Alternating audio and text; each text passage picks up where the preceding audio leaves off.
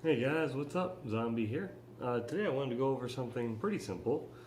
It's about what muscle groups you use when you do arm wrestling. So I've actually had people ask this one, I've heard this one quite a bit, and I just kind of wanted to address the issue and just tell you what you use most when you're doing arm wrestling, why you use those muscles, when you use them, all that. So a lot of times people just think that you're only pulling with your bicep. They think that they're only like doing like a hook and then pulling with all your bicep, and it's not just that. It's just one part of it. Really, it's a full upper body workout, and you use most of your whole upper body, like almost all the muscles. And let me explain a little bit. So when you're doing an arm wrestling, the first thing you'll notice is, of course, the grip. You see arm wrestlers always have a hand gripper. They're always working that out. They're always trying to build their forearm. They're trying to get good, big forearms, strong forearms, so they can do the top roll. They can open up the other person's hand. They can control the grip. If you control the grip, you can control a good amount of the match. And it's always a competition to see who can get the upper hand in any way they can. Pun intended. Now, it's not just about the grip. The grip does play a big part. We train forearms a lot. Of course, bicep is also another one. That's a big part of it, but it's not the only part of it. You use bicep actually a lot less than a lot of other parts. So, like if you're doing a hook, that's about the only time you really rely a lot on your bicep. Also, if you're doing a lot of back pressure, but with the hook, you just curl and then you just kind of bring them toward you. They're bringing them toward you and keeping your hand near you. That's where your bicep comes in. Another really big thing, actually chest. Chest is all for side pressure and trying to push them down or hold them sideways, keeping your arm from going out. That's a lot of chest. It's also shoulder, but a lot of chest. You know, like shoulder, like the chest press or flies. Sorry, that's what flies do. They help you be able to do that kind of movement where you hold your chest, where you hold your arm in place steady when they're trying to push you out. So it keeps your arm locked in between your shoulders. And that's a really important thing because you have less chance of breaking your arm if you're looking at it. If it's within your eyesight, you try and keep it within a fist distance of your face. If your arm goes out here, you go out there. If your arm goes down here, you follow it. You're strongest right here. You're strongest close to it, and you do a lot of chest exercises to keep it from getting pushed out here. You can keep it pressed in, so nothing's going to pull it out. That's a really good reason to do a lot of chest workouts. So shoulder, sure there are three heads for your shoulders, and you probably should work out all of them. Military press does a great job, but you can also do different kinds of rotations, raises like side raises, front raises. Of course, rotating with your shoulder cuff, do lightweight for those kinds of workouts because you don't want to hurt anything. It's better to just be safe and build it up one step at a time until you're sure you can do more, because there's a lot of things that can get hurt in the shoulder. But the point is to work out your shoulder to build a strong foundation. And I say strong foundation because even though most of my right arm is stronger, my left arm was the one that has never been dislocated. This shoulder has, and I win more matches with my left hand because my shoulder is better here. It can do a lot more. It's a lot stronger. It's a lot more stable. Build the groundwork. Start from square one if you need to. Just build up those shoulders, all three heads.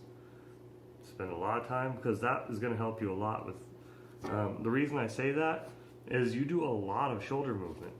Everything you do, you're rotating your arm in some way. You're pulling it, you're bending it, you're pushing it. And your shoulder is getting a lot of work. You're moving it around a lot. And it's important to keep it strong and stable. Like if you're going to try and do a top roll, you roll your shoulder over and you press in. That also requires a lot of tricep, which I'll get into in a minute. If you're doing, well, basically everything, you roll your shoulder back and you're flexing probably the back heads, but you're also doing a lot of forearm if you're doing a top roll. Mostly, but it's just a good foundation muscle to have in place. Another big muscle group, of course, is the back. There's a very big reason for having a strong back. Never skip back workouts. Do pull-ups, do rows. You need to have a good, strong back. That's for back pressure, to pull them away. All the pulling workouts are great because you grab their arm, you're starting to match, you're ready, you're already kind of pulling before they say go, and then you go back and you try and pull them away from their arm or away from their body. You try and pull their hand away from their face towards you.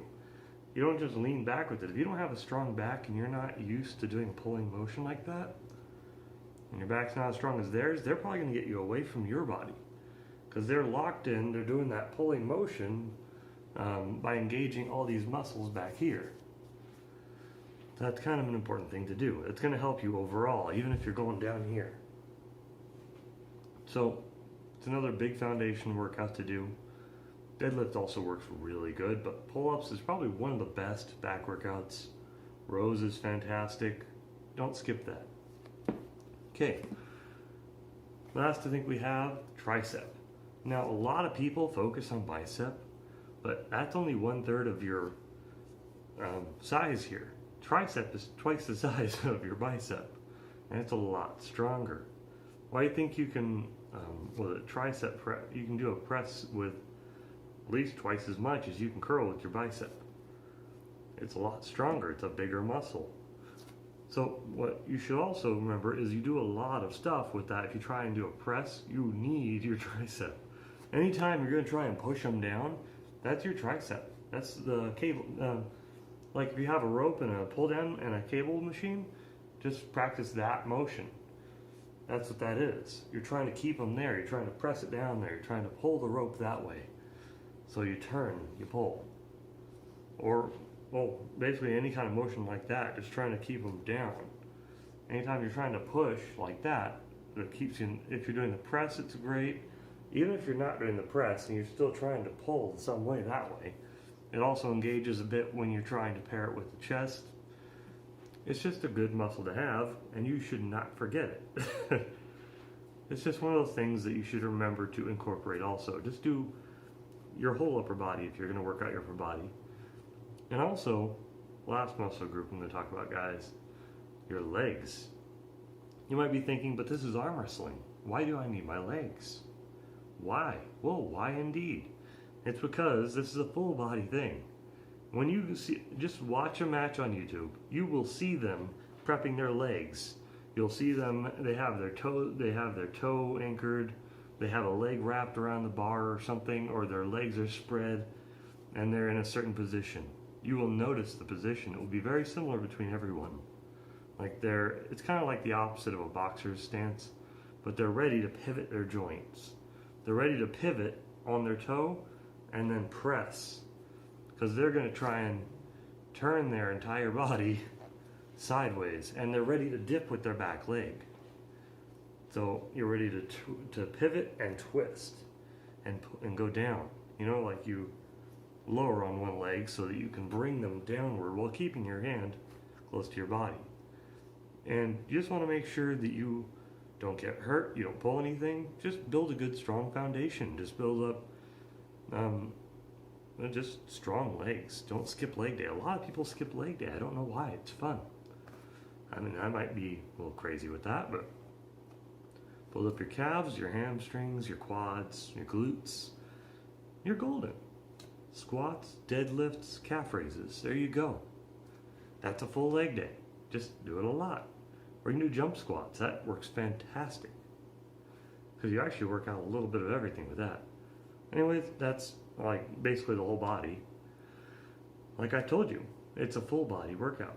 Arm wrestling incorporates everything, and you can use everything in an instant, depending on which motion you plan on doing.